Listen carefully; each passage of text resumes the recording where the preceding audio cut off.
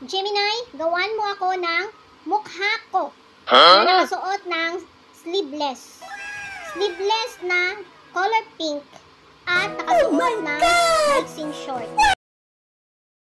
Yan, tama yan. Yan ang ibig ko sabihin. Gawin mo namang bulaklaking yung kanyang damit, yung kanyang pang-itaas. Gemini, pasuotan mo siya ng puting tsinelas. Bakit mo naman sa kamay nilagay ang puting tsinelas? Ulitin mo yan, Gemini. Isuot mo ang puting tsinelas sa kanyang paa. Sa paa. Yan. Yan ang sinasabi ko. Ngayon, ilagay mo siya sa labas ng gate ng bahay. Sa labas ng gate ng bahay. So, sabi ko sa labas ng gate, tapos pinto yung tinanggal mo. O sige na nga, okay na yan. Ngayon, ilagay mo na palabas siya ng bahay, na slide siya sa tae.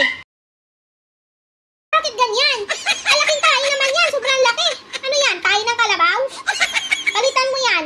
Ilagay mo na paglabas niya, na slide ang kanang paa niya sa tae. Bakit ganyan? Bakit nalaking niya yung tae? Ang sabi ko, nag-slide siya sa tae. Ganito na lang, ilagay mo siya sa labas ng bahay sa may kalsada. Yan! Ganyan! O tapos, paapakan mo sa kanya, Gemini. Naku, Gemini, ang sabi ko apak, bakit siya nag-slide? Ay naku, iwan ko nga sa'yo.